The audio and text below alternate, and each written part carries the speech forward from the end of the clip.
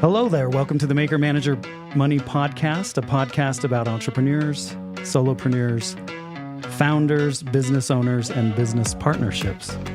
From startups to stay-ups, to inspire entrepreneurs to keep going and future entrepreneurs to just start. My name is Kyle Knowles, and it's a Wednesday evening at Kiln Park City. What a vibe we've got here. We're in the pink conference room. Kiln is the GOAT. They are the Michael Jordan of co-working communities. Today's guest is Melanie Webb with two B's. That's W-E-B-B. She's a powerhouse in health and fitness. Melanie was raised in Orem, Utah, went to BYU, spent a year as an environmental consultant in Washington, D.C., then seamlessly transitioned into the fitness industry, eventually founding WebbWell and creating the innovative WebbWell App. She's not your typical personal trainer. Melanie takes fitness beyond the gym, leading outdoor fitness adventures that blend the physical with nature. Her unique approach, drawing from her rigorous science background at BYU and her experience as a wildlife biologist, has redefined personal training for successful business professionals, especially those sacrificing personal wellness for career success. Melanie's story is one of bold risks and transformations, from quitting a master's in nutrition to working at the famous Equinox gym in DC, frequented by high-profile politicos. Let's dive into Project U with Melanie Webb, a true innovator at the intersection of fitness, nature, and technology. Welcome to the podcast, Melanie. Wow. Thank you, Kyle. What an intro. Thanks for having me in the pink room at Kiln Park City. It's beautiful. It's so nice. It's so nice in here. Yeah, it's a lovely evening in Park City, and I just love Kiln. I love the vibe here. You just feel creative as soon as you start walking into a kiln, any kiln. And they have great networking events. We were talking about earlier some of the events, and it just so happens that someone you met at a networking event introduced us, and he said that you would be a great guest to be on the podcast. So very impressive, your background, the things that you're doing. Can we just go to the app, this WebbWell app? Can we just talk about that first? Yeah, let's skip right to the juicy app that took me a couple of years to get approval in the Apple Store. Really? Well, I should say from start to finish, from inception to creation to getting through the submission and approval process. What a journey! What a exercise in fortitude and resilience and all of the things. And when did you launch the app then? How long ago was technically, the app was launched about almost 2 years ago as a free app. Okay. And, we were just between my digital partners and I working through the paywall and their structure. So technically, the app hit the pro subscription, basically the monthly subscription 2 months ago. Okay. So it's a new release. And we are gunning for Google Android.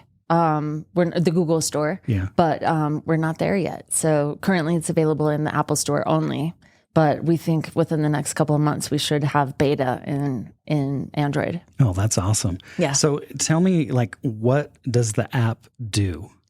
So the WebbWell app it's my version of what fitness should look like. So rather than build brick and mortar, I built an app is what I like to say. But if you came to brick and mortar to work with me, this is what you'd encounter. You would encounter a movement studio that had all of the basics broken down, important body weight movements that become building blocks of every other workout. Then you have workouts everywhere from 5 minutes to 30 minutes long, and then warm-ups and cool-downs. So that comprises the movement studio section. And then there's the recovery room, which is where you go to access the breath work, the meditations, the soundscape, naturescapes, gong sound baths, crystal bowls, things like the latest. I'm trying to play with evidence-based tools. Mm-hmm. We now know so much about how these things impact our mental health and our physical well-being. So everything you'll find on WebbWell is tried and tested and a bit timeless. These are tools I've used with clients for decades now. There's also specialty programming. So there's 21-day challenges for beginner, advanced, and intermediate exercisers. So you have up to 90 days programs to just pick from and do. There's one of my favorite pieces of content on the app is it's actually a 15-piece walkthrough of how to use self-myofascial release techniques like foam rollers and balls and things like that to get yourself, between massages. You could look at it like that. So say the word again. Self-mylar fascia. I don't know what it is. That's a big word. It's called.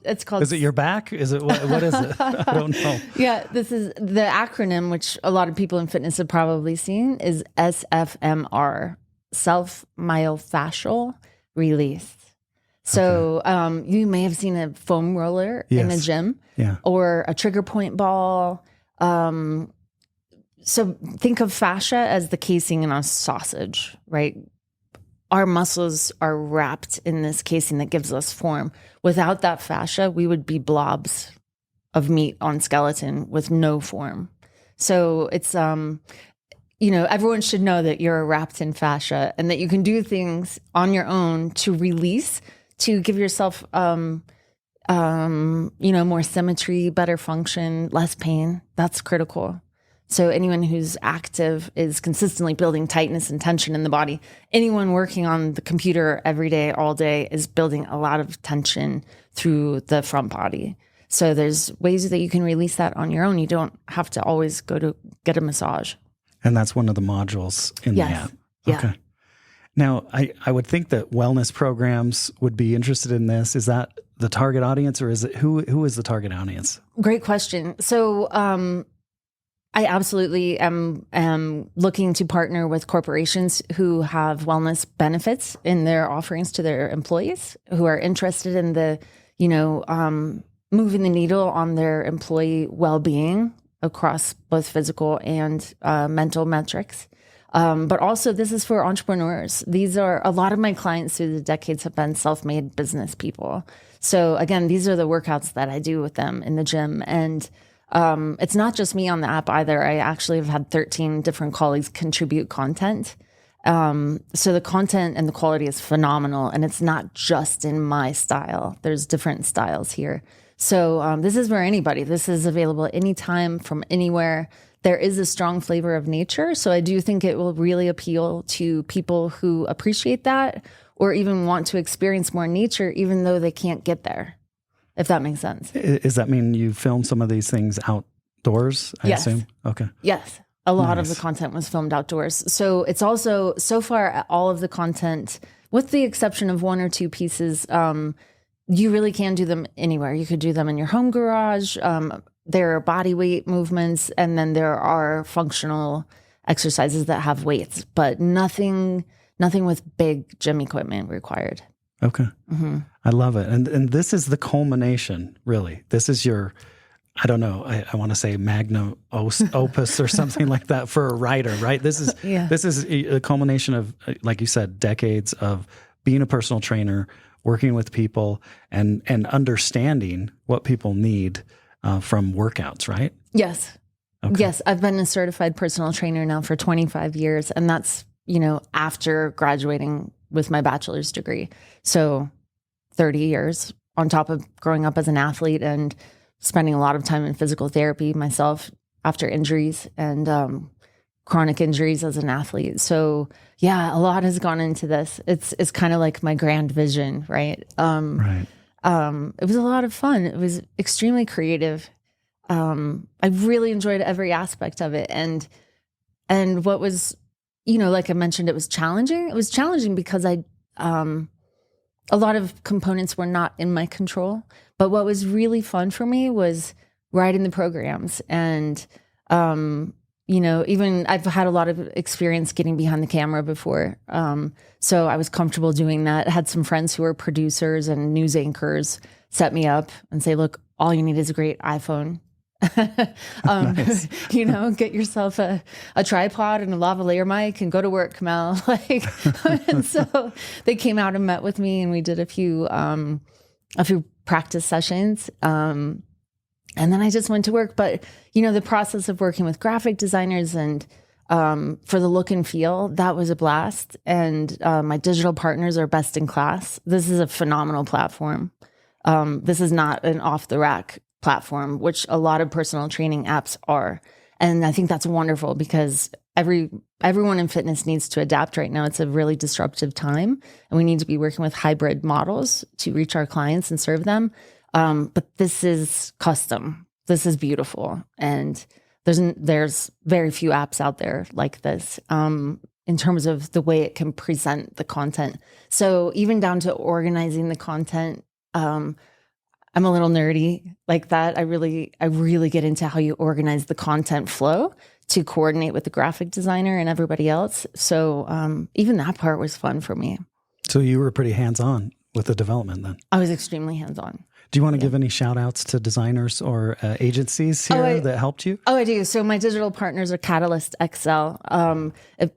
Entrepreneurs here who are tech will know Mark Russell. He founded Catalyst XL, and the platform is called Cardware, and they're based out of Detroit.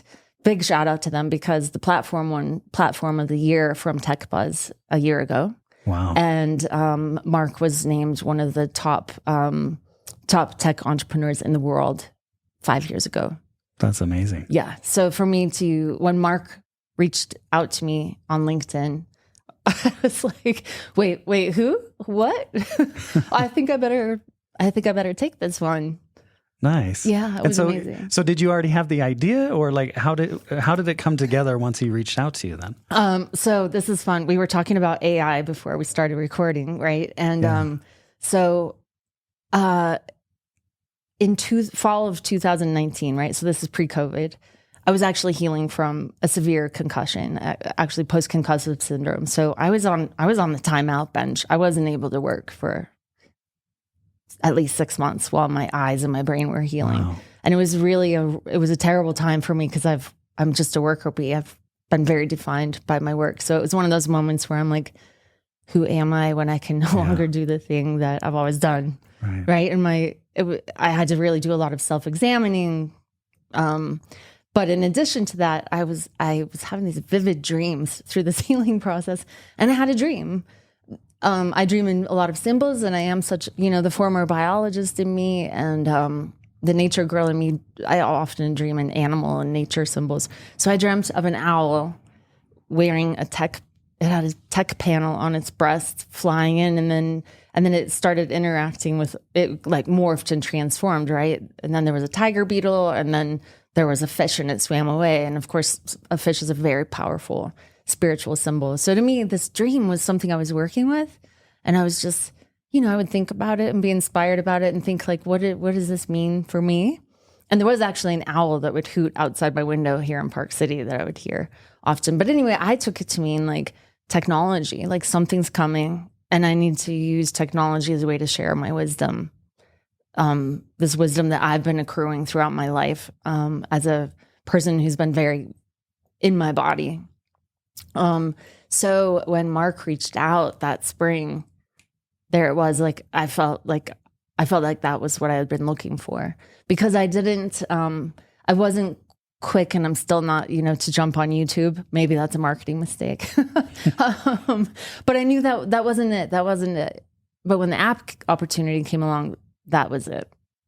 So was he pitching you the idea of making an app? He knew you're a personal trainer through LinkedIn and pitched the idea of make a personal training app. Well, in some form or another. Mark's a visionary, and what he saw was an emerging market in fitness and wellness. So we're talking pre-COVID. Wow. And that's really cool. He asked me to be an early adopter on the platform and help his team develop an app that they could then sell to others in the fitness and wellness market. And they have. So we have done that. And it was an amazing opportunity. That's really great. So what differentiates your app? Is it the nature side, or what are some of the things that differentiate your app? Great question. Certainly embracing nature as a critical component in our well-being is probably what I'm known for, and a territory that I've been able to claim as a trainer. And again, that goes back to my background. I think it goes back to being raised in Utah, kind of running wild in Orem, Utah with Timpanogos out my back window, and then landing in Washington, D.C. after working as a biologist in southern Utah for 5 years in these wild and spectacular places. And I just knew what was missing, even though I loved that urban environment for 7 years. And there is beautiful nature there, but it wasn't wild. That wasn't the wild part of D.C. So anyway, I wrote a book called Mother Nature's Gym. Eventually, I published that in 2019, and it's the ultimate guide to how to plan and lead your own outdoor fitness retreat. So it's available for continuing education credits to other fitness professionals to help them. Say you have a spin instructor. Most spin instructors actually love to ride their bikes outside, right? Yeah. So this can help them. If any spin instructor wants to take their class and go to Bordeaux and go wine tasting, this teaches them how to do that. So that was a chapter that I had when clients in DC started asking me to bring them back to Utah to take them on their bucket list adventures. So we would train in the gym in DC. I'd help them buy their gear. And then we would come out to Utah, and I had, from my prior experience as an environmental consultant and wildlife biologist, I knew how to work with federal and state agencies to get the proper permits. And I became an outfitter and guide. I would train my clients in the gym, and then we would come out and spend a week exploring. So backpacking in Zion, or, higher end, stay in nice hotels here in Park City and Deer Valley, and go biking and hiking every day. And I just noticed that these really power playing, very ultra successful and influential clients of mine were totally different people outdoors. And I wondered why, and started picking up on any kind of research that was out there that was studying this interaction between nature and the human mind. And this was 2007 that I started guiding trips. So there really wasn't any research out there. I just had to go off of experience and what I saw and what I knew from my lifestyle. And it was just really fun. And the feedback I got from people was like, wow, I can finally exhale. I can finally relax for a minute. So that's what I started seeing. And then it wasn't until about 2014 that there were people, in fact, doing scientific research. But that just wasn't available for almost a decade later. And so was it really hard for them to go back in the gym? So you're training them in the gym, and then you take them on an outdoor adventure. Was it a little sitting on an exercise bike with no scenery and just looking at, 5 other dudes, biking away or sweating away? What? Yeah. Well, luckily I wasn't a spin instructor, so I have, they never had to sit on a bike or a treadmill with me. But yeah, it was gym equipment. Yeah, I trained downtown, in downtown DC, right on the border of Georgetown. It was at the Sports Club LA at the time. It later got bought by Equinox, which people will know is the premier luxury sports club and gym in America. These are very elite places. And they're huge, 30,000 square foot facilities. Although in DC it was somewhat entertaining, you could be looking out the window and seeing CIA screaming down the road with machine guns out the door at any given moment. You could see the motorcade, the presidential motorcade going by. It was usually somewhat entertaining. And like you mentioned in the bio, there were powerful politicos there. It wasn't unusual to see the, Secretary of the Department of Defense come in and set up his 4 Blackberries on his treadmill and go to work.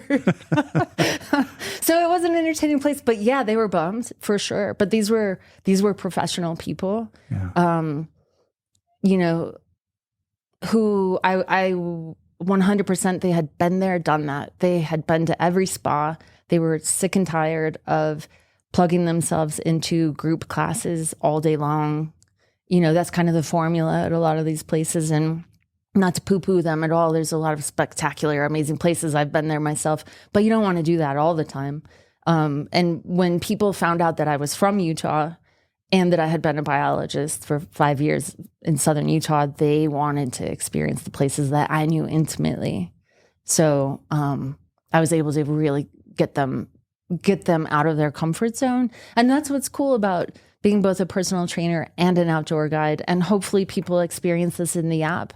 Like, I want to be your guide to experience transformation.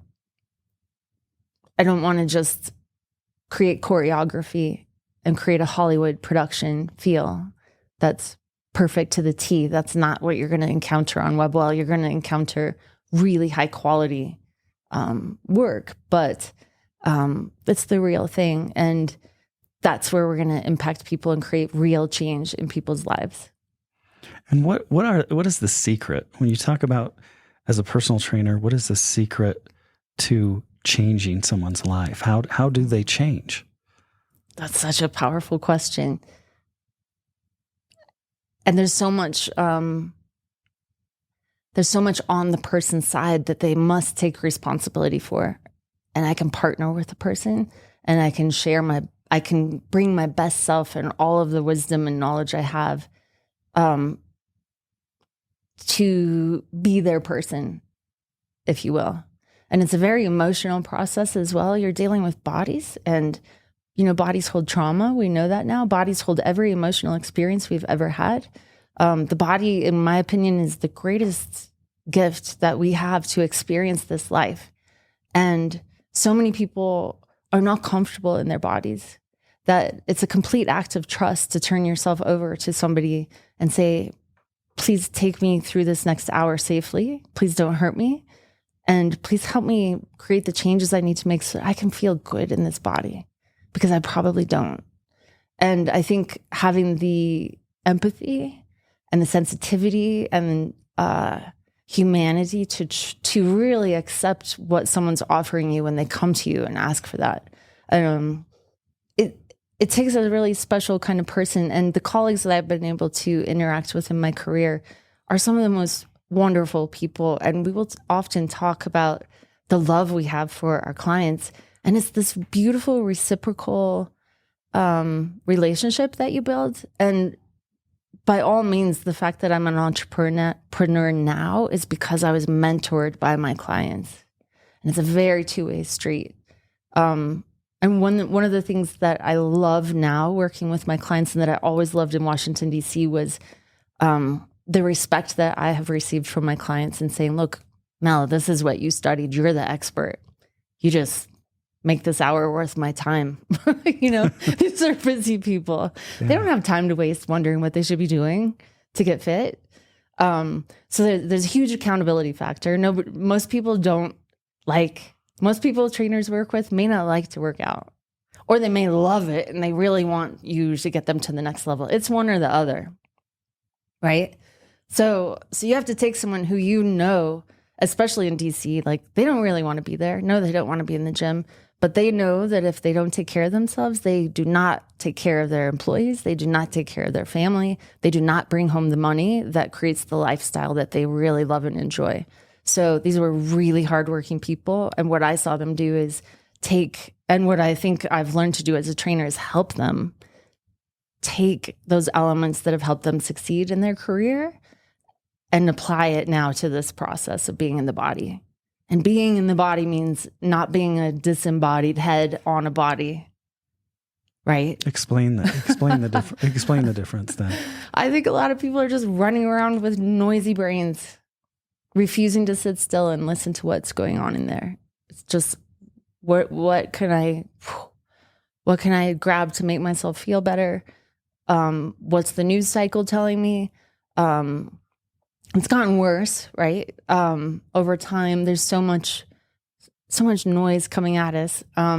But again, going back to the body and the way that a lot of us experience the body or don't, a lot of people have had bad experiences in their body.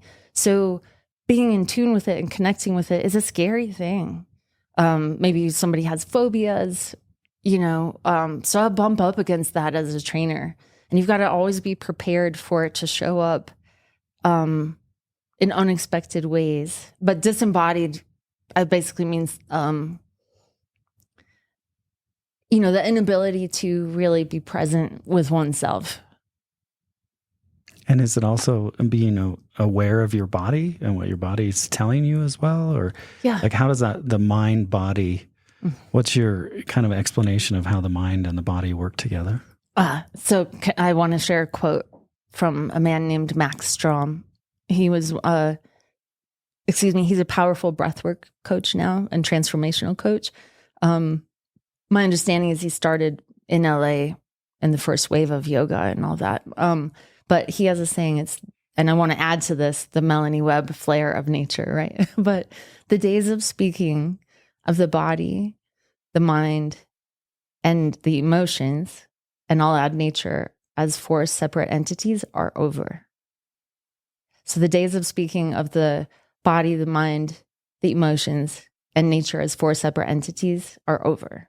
Meaning that we now know that there is no separating mind, body, emotions. The body stores emotions.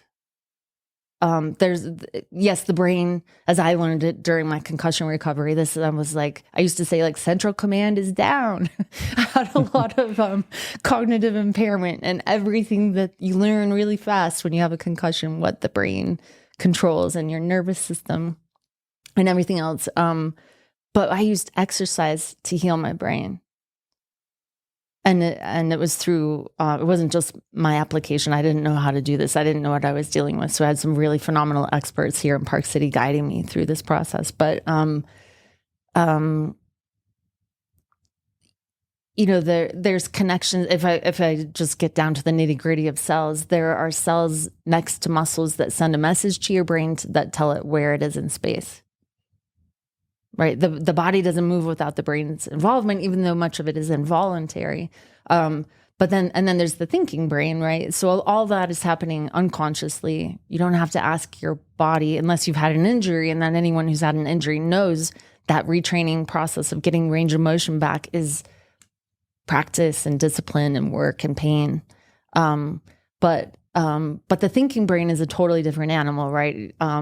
Like in Buddha's Vipassana, which is a meditation style, they talk about the raging bull. The mind is a raging bull. It's running to one side and then to the other. You've heard of monkey mind, I'm sure. That's just cognitive. Those are just thoughts. That's what the brain does, is think. But the connection between body and mind is much more powerful and deeper than that. And it can be trained. Anybody can experience this. And then the emotions, which I talked about, and then the nature, which works to calm our frontal cortex, is that front part of the brain. I'm touching my brain at the front of my head for those who are listening but not watching. That's where cognitive thinking takes place. We now know that when you step foot outside, that quiets down. And you might notice this if you go for a walk outside in nature, sure. Right? They call it pink noise now. And there's all these apps out there that are, even Sirius Radio now, which I have a subscription to and love. They have all these nature sounds streaming. Why do they call it pink noise then? Pink noise is nature noise. Is it like birds and other things, or what is it? I just realized we're in the pink room. We're in the pink room. We should be hearing some pink noise. I don't know if we are. We can try the Topo Chico physics. There we go. Yeah, that's pink noise. Yeah, pink noise is bird sound. It's water running. It's leaves rustling. It's a fire crackling. It's footsteps on dry leaves. That's pink noise. And because humans evolved with nature, with bare feet on the ground, sleeping on the ground, you may have heard of this process of grounding. That's pretty popular now, just going out and standing barefoot on the ground. Those negative ions from the earth, and there's a frequency coming from the earth that our body attunes to and that we align with. And, after all, we're 80% water potentially, with nothing but minerals. Like, we're of the earth, literally. And I think we've forgotten that. But most people I've ever seen, set the stage for them to have a safe experience outdoors, and they just relax right into it. It's really beautiful. So grounding is like a real thing? It's a real thing. It's a real thing. It's a real thing. I'll be honest. And do you teach it, or do people actually do it? Oh yeah, people do. Oh, I walk barefoot outside every chance I get. I even do it in the winter, but I do it for the cold exposure on snow. Okay. I can stand it for about 1 minute. And then I'm like, oh, then it's piercing my feet. The cold exposure, that's a really hot topic now as well. Lots of evidence, some in dispute that cold is really good for the body in many ways. It helps. Now we know it helps increase brown fat compared to white fat. White fat holds a lot of toxins and is the adipose tissue that we know holds disease and lends itself to overweight and obesity and metabolic difficulties and things like that. Whereas brown fat is a really healthy fat. It surrounds the organs. It's nutrient dense. It helps. We need fats to create hormones. That's more of what we digest. But yeah, lots of benefit to cold. And then grounding, there's something called a Schumann resonance, which NASA studied and found that the Earth is emitting a frequency constantly. Surprisingly enough, that frequency is very aligned with our creative process. The frequency in the mind, which, now you can go on YouTube and find any kind of frequency to tune into and listen to. That's the same as the Earth. Another reason why. Do you know what the frequency is? I have it in my book, and Okay. I want to say it's between like 3.9 and 4.7. But I should have memorized that before I came in. It's okay. I was just wondering, just curious. But does it just come down to energy? Is it vibrations, energy, frequency? That's kind of what all this is, right? It's kind of what all that is. Everything around us. It's in the quantum.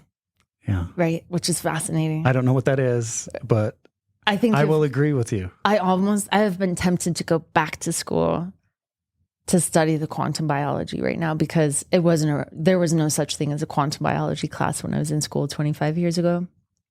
But yeah. Because it hadn't been studied or discovered or maybe or at least certainly not published in a way that could be taught at the college level. But now, yeah, it's that whole concept of everything is connected. And, if you're talking, I'm certainly no expert at energy and frequency aside from Schumann resonance and what happens to the human brain being outside. But we all know what it feels like to be in a room with somebody who's just negative and emitting that kind of, frequency versus like being drawn to the positive. So I heard, I learned something really cool that really caught my attention this fall. It was, it was about trauma. And again, I've gotten very interested in trauma due to, again, my own physical traumas and head injuries and everything else. So now at the cellular level, they know that a cell is either in growth mode or it's in death mode, right? And protect mode. So growth mode is this open frequency. It's allowing nutrients through its cell walls and it's growing and it's thriving and it's supporting a healthy organism. So at the cellular level, that's happening. At the traumatized recoil, and you can see this in posture too, right? Like we all know what postures convey. And a traumatized cell withdraws. It closes down its wall. It no longer allows nutrients in. It becomes very defensive and guarded. And it's in protect this cell mode. Nothing gets in, right? That eventually leads to death of that cell. So if you think about it, the organism, that's how it impacts from the cellular level out. And there's a lot of research now that our environment is responsible for a lot of these physiological, mental, and physical responses that we're seeing in humans. I just went way off on a tangent. No, You didn't know we were going to talk about the quantum here. I love it. I want to dig into that. So let's talk about how you got all the way to making an app. Let's go back a little bit. So you were an athlete in high school? Yes. What did you do? So I was raised playing baseball and volleyball. So I at Orem High School, I played volleyball all 4 years, and I played softball for a couple of that as a varsity player, and then just played on my own after that. But I was very, very competitive. And did you get athletic scholarship to BYU, or did you academic scholarship? No, I did not. Okay. No, I actually went to Dixie College first. Okay. The school formerly known as Dixie College, for anyone familiar. It's now Utah Polytechnic University, I believe. Utah Technical College, something. Excuse me, Utah Technical University. I'm a I don't terrible know. alumni. I'm going to have to look it up. I'm going to have to look it up. I can't remember. I always get it confused. I went there on an academic scholarship. Nice. And, it's funny how coaches can make all the difference in the world for an athlete. I had a different volleyball coach all 4 years that I was in high school. So I never really had a coach that championed me. I'm also 5'7". And if you play at the college level, you're probably 6 feet at least. Mm-hmm. So I was on the shorter side. I probably wasn't going to play college volleyball. I was a really good softball player. My father played college baseball. I come from just a baseball family, but with the academic scholarship, I was afraid, I needed that scholarship. So I think college, while I wish I could go back and play sports again, I did not. That's when I started getting more into the outdoor sports. Okay. And then, so you go to BYU, and what do you major in? After Dixie, you go to BYU, and what do you major in? Yeah, so I transferred to BYU as an athletic training major. So I was one of 8 students accepted to athletic training in a very highly regarded national program. Spent about a year and a half doing that before I realized the career trajectory for an athletic trainer was not very promising. At the time, I believe there were 5 female athletic trainers in the NCAA. If you wanted to be an athletic trainer in a high school, you had to also be a teacher. And my father is a highly acclaimed biology teacher, but I saw what he went through being a teacher in the state of Utah, and I wasn't enthused to follow that same path. What was it that he went through? Just not being valued. Yeah. He won Science Teacher of America award. He taught all these AP classes. He gave his life to his students, and he was so underpaid. So I have a huge amount of respect for teachers and what they go through. But I really didn't want to follow that same path. So I changed my major from athletic training, and I, at that point, became a pre-med major and ended up graduating with a bachelor's in human physiology and developmental physiology. Okay. And then take us through after BYU. What happened?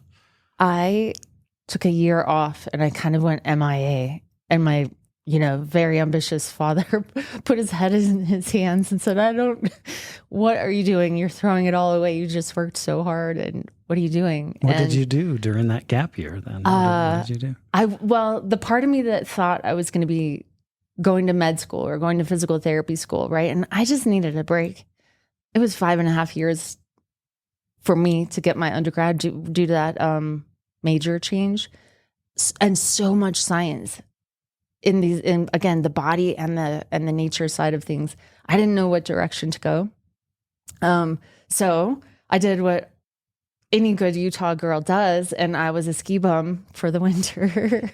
And I got a job at Snowbird waiting tables, and I snowboarded my brains out until I realized I felt totally brain dead, and I just couldn't do this anymore. And then I hooked up with a friend from California, and we moved out to the Central Coast, and we waited tables for 3 months, and we saved every penny. And then we went to Europe, and we rode the trains for 8 weeks.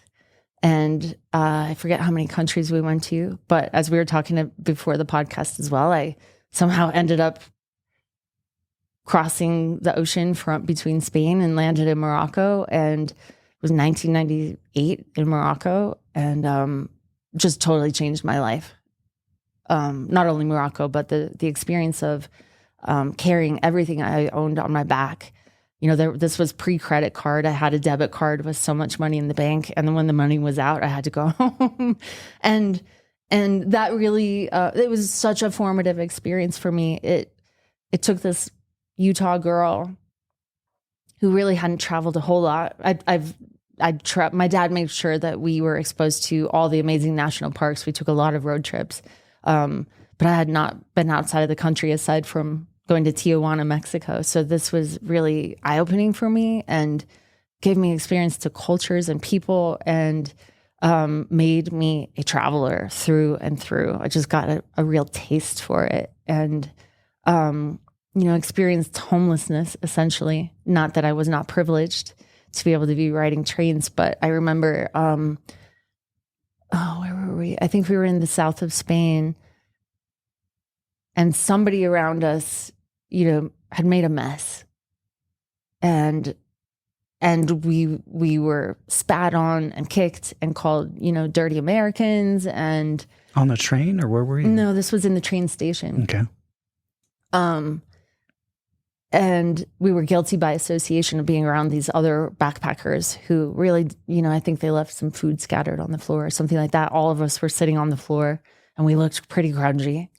This was like, maybe you find a hostel at night and maybe you don't. Maybe you sleep in the train station because you arrived too late and you don't have a cell phone and you don't know where you're going. And, it was wild and it was a blast. And Morocco was just completely shocking in every way. And because of that experience, I think that's what inspired me a lot to become a guide. And I've tried to have amazing adventures around the world ever since, with a couple of pauses here and there. But after that was over, I was very skinny. I lost a lot of weight because the very act of finding food was laborious, and carrying my back was a lot of work. I came home like skin and bones. And I was ready to get a job. I was ready to go to work, but I needed that year break. I kind of needed that gap year that a lot of Americans don't take, that a lot of other nations value and prize. And I still, to this day, I will tell you that's the best thing I've ever done in my life, because I learned, again, the cultural things that you learn when you get to travel. Not only that, but I was ready to get back to work when I got home. And that's kind of what I've been doing ever since. And I kind of knew my direction too. So so that's when I went to work as a wildlife biologist, and took a job in southern Utah studying endangered native aquatic species, and walked every inch of water body in a giant amount. I don't know if your listeners know the state of Utah. It's pretty big, but everything from the Colorado River on the east to the Nevada border on the west, all the way up to the Great Basin, I'm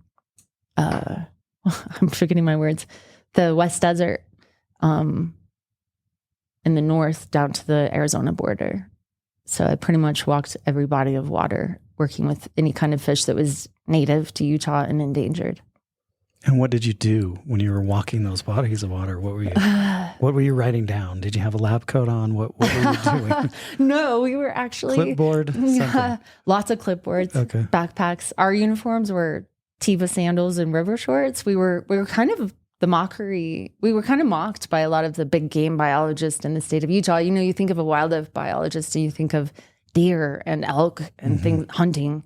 And no, we're the ones wearing like river shoes and saying, we're out there saving endangered species versus working with hunters and stuff like that. So sometimes we were quite unpopular. But yeah, it was the way you monitor a toad or a fish is you need to know what their native territory is, their native habitat, and you need to know if they're reproducing every year. So we had our sections on the river where we would go out and use a net a seine to catch the fish. You measure them, you record everything. And then you track that over time. So you're looking for trends in reproduction. So you tag them somehow? No, we never tagged. Okay. Not the species I was working with. They're, much too small.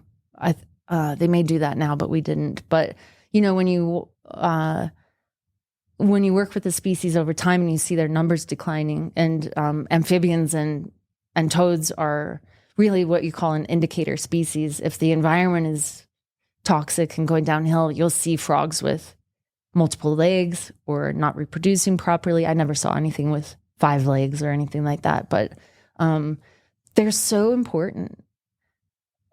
They're so critical. And the fact that so many people are completely unaware that this really unique species, one of a kind, lives in our waters, but we're going to develop it anyway and drain it anyway, because a developer building homes is more important than keeping water in that system that has fed this ecosystem for years. Like it's kind of unfathomable. So we had a large educational component as well.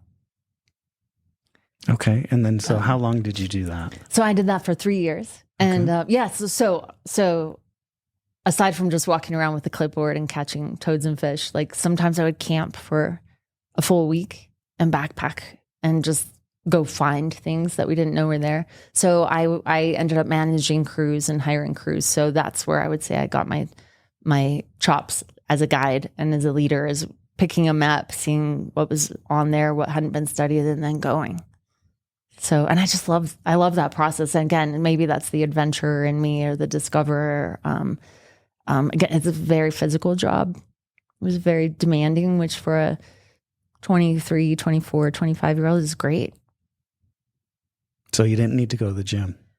I did not need to go to the gym, but this is when I re-entered fitness, actually, is I missed it. I missed what I studied. I missed my athletic life. It turns out a lot of biologists aren't really people, no offense, but I was kind of this hybrid personality type, and I missed it. So I actually got certified when I was 25 while I was working as a biologist, and I started training clients in the studio 2 nights a week when I wasn't on a big assignment or something. And then what took you to DC then? Well, even I kind of got bored, honestly, as a biologist. In the role that I was in, you repeat these surveys every year, year after year. That's how you track what's happening. There's a real ceiling to the amount of money a biologist can make at that level. So I just felt, and this, again, the entrepreneur in me, like, I learn what I learn, and then it's time to move on. I'm just not the personality type that's going to stay and just keep doing something over and over and over again. I want to keep learning and growing as a person. So I moved to Salt Lake, and I took a job with an environmental consulting firm, and I started, it was a very technical writing role, writing environmental assessments, basically. And again, taking clients in Salt Lake City on the side, which wasn't super lucrative at the time. The environmental work was lucrative. And I eventually, after a couple months in that role, I got offered a 1-year sabbatical, if you will, a consultant position in Washington, DC at the General Services Administration, which a lot of people call kind of the armpit of the federal government. No offense, I met some wonderful people there, but they're basically the real estate agent of the federal government. And so I took it. I had never wanted to move to the East Coast. I had no desire whatsoever, but I was like, well, this is kind of awesome, and I would love that.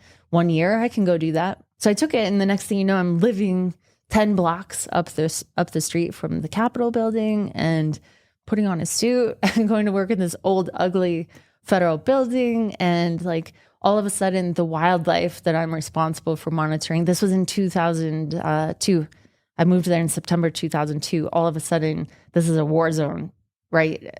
Not literally on our ground, but my environment became protecting Washington, D.C., approving anti-terrorism infrastructure going up, occasionally dealing with a deer herd on a military base in that area that needed to be taken care of or something else. But I was completely a fish out of water. I was a very strong writer, so that was good. But I encountered a very steep learning curve, and again, learned a lot, but was utterly bored and unchallenged and really not cut out to work in a cubicle at that time in my life. So pivoted. I thought, well, I miss fitness. I'm going back to fitness. And in order to do that, I have to get another degree. So I got accepted to George Washington University, exercise science, nutrition, and eating behavior program, started a graduate program.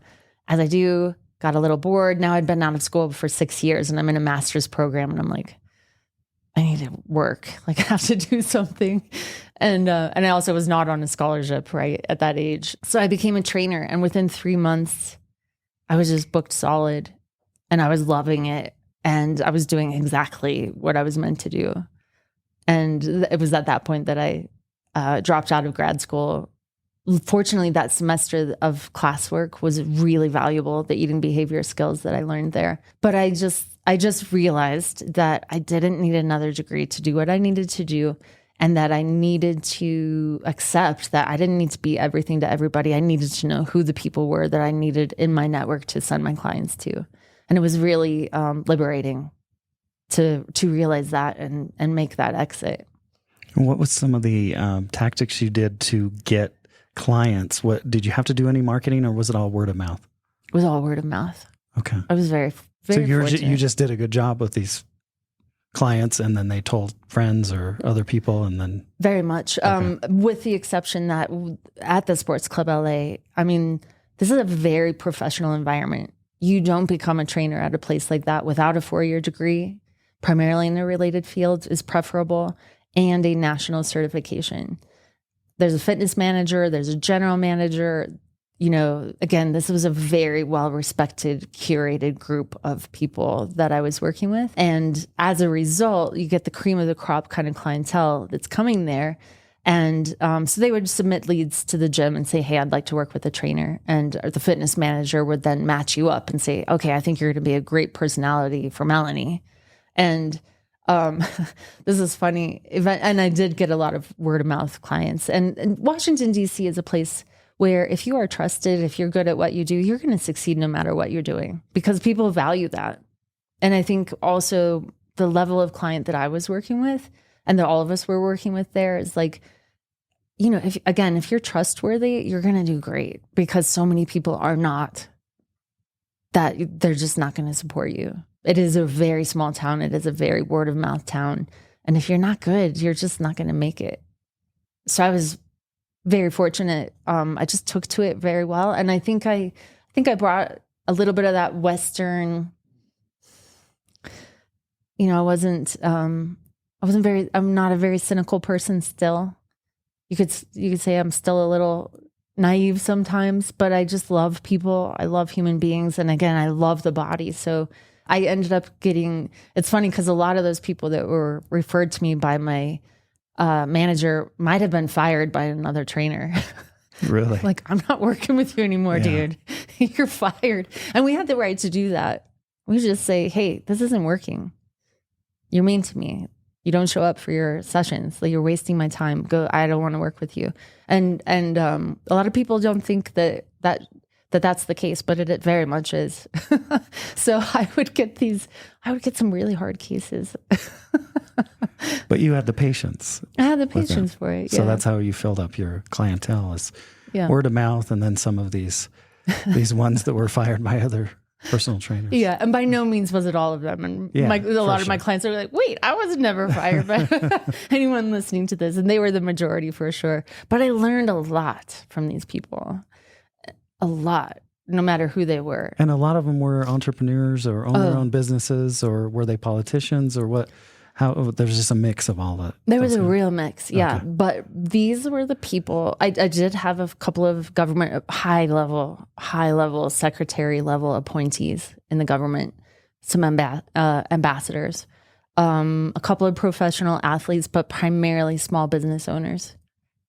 And that's how you started learning about running your own business and getting kind of the entrepreneur bug. You were an entrepreneur to being a personal trainer, but actually establishing a business. You learned a lot of these things from your clients. Very much. What was the number one success story from that time in DC? You probably have several, but like in terms of a client transformation. Mm-hmm. Yeah. Oh wow. Some of these really happened over years. Stopping drinking, like literal alcoholism, supporting people through checking themselves into rehab, being part of the team, watching them come back to life and re-enter. And it did not always stick. It was not always happy. It was really meaningful though, to be part of that inner circle. And to realize that some of these people really don't have true friends. But so I always just felt so deeply complimented anytime somebody opened the door into their private life like that. I ended up, it was not uncommon for any of us in that group to be asked to house sit or dog sit or put on a private plane with a child to take them rock climbing, in my case. Like me and the child, that's it. You guys are going rock climbing in California. Like, is there any greater honor than someone asking you to do that for their child and give them that experience, So yeah, things like that it was a really incredible, meaningful time. Mm-hmm. And so you started in DC in heels, leaving your Tivas behind, right? And then when you went back into personal training, you started taking people on trips to Utah. Yes. Putting your Tivas back on, basically. Yeah. Right? And taking them hiking and different kind of nature excursions. And then what brought you back to Utah then? I'm quite an intuitive person. And one day I didn't realize it at the time, but I was burning out. Sometimes I had 11 clients a day. In my final year in DC, I was training 6 days a week. And I got a little caught up in the pace of life there. I got caught up in having a lot of clients in a really successful practice. And I didn't know my own limits and I was burning out, but I didn't know how to assess that, but I was burning it at both ends because DC is also a very fun place and I had an amazing social life and I was going out a lot and having a lot of fun exploring up and down the East Coast and everything. But I was a real workaholic, I would say, just like a lot of people there are. And so I was burning out. I was kind of sick. I was actually very sick. I think I had bronchitis or something. So I think I took the weekend off and I'm sitting in my bed and I just had this vision of Zion National Park. It was in broad daylight. And I just knew that if I could go there, I would be better. Like if I could just feel, and I was just doing this visualization and I was imagining the sun on my skin and the red rock and these places that I just loved my whole life. I really was so homesick and landsick, even though I was thriving professionally, but that part of me that needs that nature just was really dying inside. So, and I just felt like, it was like, it's time to go now. And that was kind of my symbol. And within 2 months, I had sold everything and packed up the Volkswagen Golf with whatever was left. Mm-hmm. And I just hit the road. And, in hindsight, I've been thinking about this more and more. I did not realize this was halfway through 2009. So the market had crashed. Several of my clients were like, what are you doing? This is the safest economy in the entire world right now. You are doing great. Why would you leave here?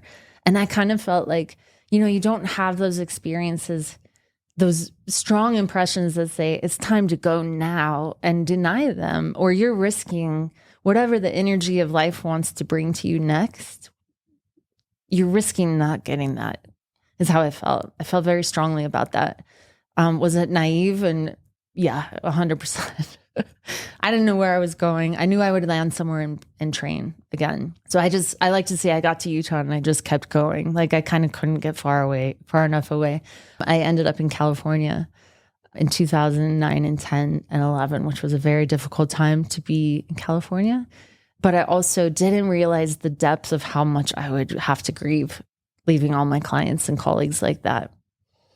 So I did what I thought was best for me and my future, but it was devastating. And this was now everyone, you can at any time FaceTime a client and do a personal training session with them from anywhere. You can have an app, you can have your online everything. But it was a long time before that. I had to walk away from all of that. So then I reached the West Coast, but all of a sudden Mother Nature's gym was now available to me. So I was in Santa Barbara and clients were now like uber successful. They're not worker bees going to government jobs. They're, investment banker billionaires who are going to climb Kilimanjaro. And you've got 6 weeks to get them ready for that. So that was like, all right, next level. Let's get you all your gear. I'll come to the house, I'll train you, or you come to the studio. And then we're going to go to the Eastern Sierras and hike a 14,000 foot peak so that you can sleep on the ground in your tent afterwards and know how that feels. Because you've never done this before.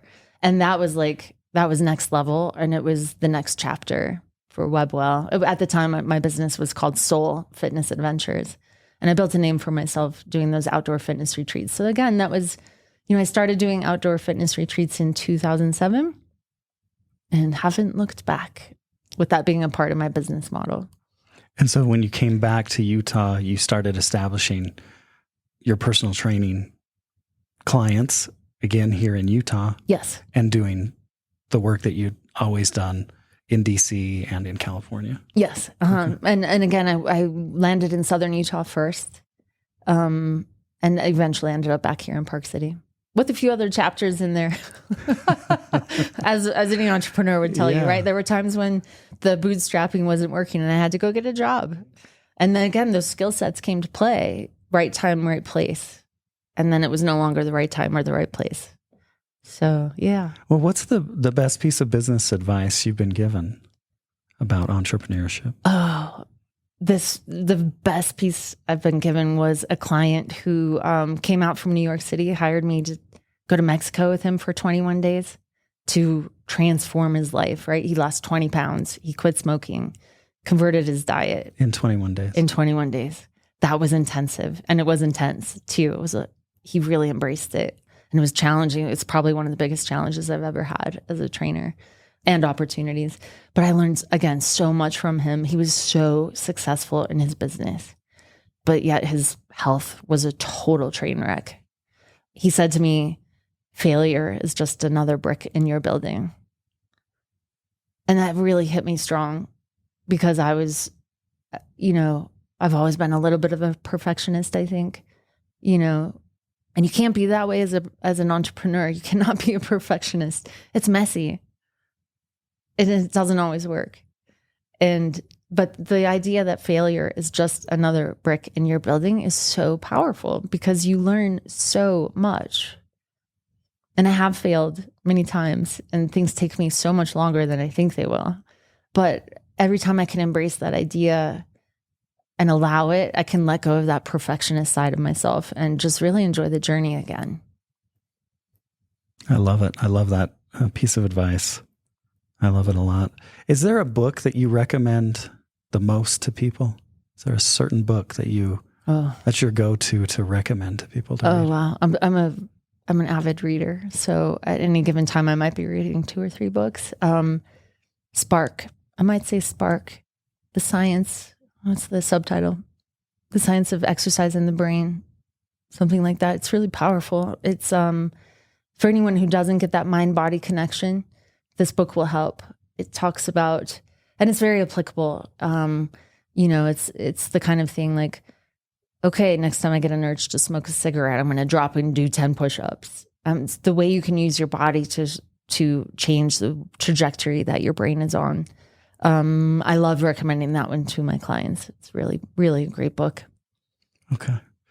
Well, I have a lightning round set of questions for you. We'll just go rapid fire through these. I love these. Okay. Yeah. So what's your favorite candy bar? It's funny to ask a personal trainer what their favorite candy bar is. Oh no! You better say one of those protein bars or something. No, what is it? I lived on protein bars while I was backpacking in Europe, and I haven't eaten them since. I bet. Twix. I love Twix. Favorite musician or musical artist? I love music. That's a hard one. It has to be a one-person musician. It can be a band. It could be Guns N' Roses. Okay. Yeah. Favorite cereal? I love granola. Is there a particular granola you're going to? I've been eating a lot of it's not the high-end stuff. It's like Bob's Mill. Is that what it's Bob's Red Mill or something like that? Okay. Yeah. Where do you get it? And the muesli and the granola, it's super good. Harmon's. Okay. Yeah. Mac or PC? PC. Excuse me, Mac. Google or Microsoft? Google. Dogs or cats? Dogs. But I do like both. I don't have one though. Phantom or Les Mis? Ooh, Phantom. Okay. What's something that most people don't know about you? I think a lot of people don't know how truly nerdy I am. That the science nerd runs really deep, and that I actually, one of the scholarships I won going for college was for my insect collection in 4-H, and that I got to work behind the scenes at the Smithsonian Museum of Natural History as a docent in the insect collections. And it was a dream come true. How old were you when you did that? It was while I was in DC. So I was, I don't know, 29. It really was a dream come true. It was amazing. They must have an amazing collection there. It's phenomenal. It goes on and on and on and on and on around the world. And is this pins in an insect kind of in foam board, or like how do they do it? Yeah. To pin an insect, first you have to kill it in a way that doesn't break any body parts. And then you must pin it within the right amount of time so that it doesn't dry out. And then you set it. This was my first form of meditation, learning to respect this life that I had just taken and make it perfect. Because you break a leg and now all of a sudden it's not showcase worthy anymore. And you just killed it for nothing. This was also my first ethical crisis. So I was about 14 when I encountered this for the first time. But like I said, nerd. But they're pinned in foam board in a wooden box with a glass over the top, and then locked in cabinets with formaldehyde. You put formaldehyde in it's a preservative to prevent other insects from getting in there and eating these organisms. So again, just an important piece of science to inventory what's out there and know what's there and what their uses could potentially be. And people don't think you're a nerd because you're a personal trainer. Is that what it is? Oh yeah, I think that's fair to say. And I think people look at me and they're like, okay, yeah, here comes this personal trainer, outdoor girl, stand-up paddler, skier, traveler. I think people don't really understand the depth that goes into becoming someone who knows how to work with a body. Yeah. Right. That makes sense. So how can people connect with you? Almost anywhere. Certainly download the WebbWell app in the Apple Store. And then you can find me on LinkedIn, on Instagram, the Gram. Message me through my website, webbwell.com. What's your Instagram handle then? My Instagram handle is melanie.from.webbwell. Okay, and we'll include all these links in the show notes and the show page. But thank you, Melanie. Thank you for being generous with your time, meeting me here at Kiln Park City. I look forward to following your wellness and tech journey and wish you all the success in your many endeavors. Kyle, thank you so much. It's been a pleasure. It's been really fun.